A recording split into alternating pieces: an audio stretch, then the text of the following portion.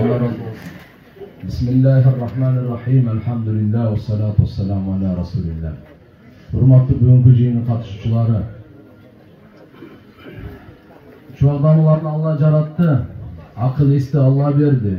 Şunça ilimdi, şunça akıl esti. Dinin kızmatını Allah aldı. Uçuru geldi, safarga tarttı. Ben sizlerge bir iki söz aytayım. Muaz ibn Cebel radıyallahu anhu Peygamberimizin doğrunda fatva verdi turgan. Muaz ibn Cebel radıyallahu anhu 36 yaşında dünya menen koştoşkan. Birok Peygamber sallallahu aleyhi ve sellem aytadi: "A'lamu bil halal vel haram. A'lamu ummeti bil halal vel haram." Muaz ibn Cebel. Men ümmetimden adal menen aramdı en kıyın bilgen Muaz ibn Cebel dedi. Muaz, men seni жақсы көрөмүn. Öte жақсы көрөmүn. Men sana nasihat aytamын. Her bir namazdan keyin Allah Taaladan jardam soraganды таштабагын. Robbi a'inni ala zikrik ve şükrik ve husni ibadetik. O Rabbi mağa jardam bergen. Özüңdү estегенге, özüңдүн nematlarına şükür kılганга, sana çıraylı ibadet kılганга деп. Ушул насаатты Пайгамбарыбыз Muaz ibn Cebel'e ayткан эле. Бул дагы ваба, мынандай ушу эпидемиядан курбан, шейит болгон турганда. Şu адамыбыздагы мынакей канча Allah Taala ömür berdi. Ошол жашоодо кыска нускада Allah Taala көп иш алды. Өзгөчө мынакей заманауи учурдагы фатвадагы себеп азыр айтып аткандай Пайгамбарыбыздын доорунда ушу 100 000 дегенден ашык сахабалар болсо бир 130 тегерегиндеги фатва берип турган муфтилер болгон. Ошонун менмин деген жетөө болгон.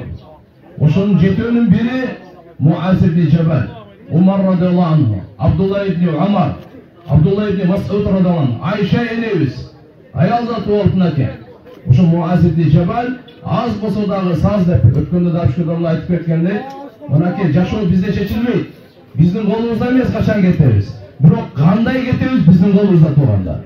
Ошондуктан мына жерде келиңиздер баарыбыз азыр дамыл айткандай дагы алым дүйнөдөн өттүбү сөзсүз динге зыян келет экен. Сөзсүз динге зыян келет. Бир гана бүтөй турган жолу аркадагы үммөт ошол алымдын айткан насааттарын, көрсөткөн жолдорун, жолдомолорун үммөт бекем кармаганда гана дин толуктанат дейт.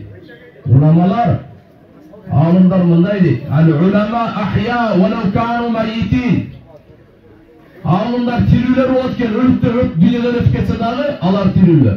Al-juhala juhala mayyitun wa law kanu ahya. Nadanlar, cahiller алар тирүү жүрсө дагы өлүктөр дейт. Алымдар өтсө дагы тирүүлөр, жахилдер тирүү болсо дагы өлүктөр дейт. Ушуга чейин ниспат берген турганда. Ошон үчүн иншалла мынакей үйүндө отурабыз, улуу күндөрдө Зилхижжа айында отурабыз, жума күндө отурабыз. Ушул окулган хатым Курандардын баардыгы сооптору жуматамланар ана жетсин. Тургандар, кайгы дагы бизде чеги бар. Күлкүнүн дагы чеги бар.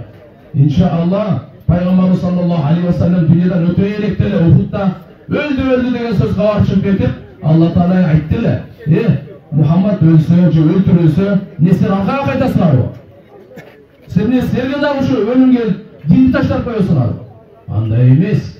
Кайраттуулук кылып алдыга. Иннака майитун. Матанас хаттал анбия. Пайгамбарлар дүйнөдөн өттү дейт. Биз дагы мына кесек менен өтөбүз. Биздин канча жыл, канча айыбыз калды, Аллага маалым.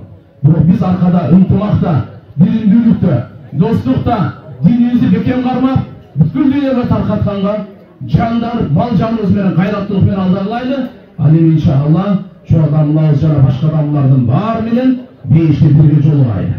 Аллахым кабыл кылсын. Рахмат. Салам алейкум ва рахматуллахи ва баракатух.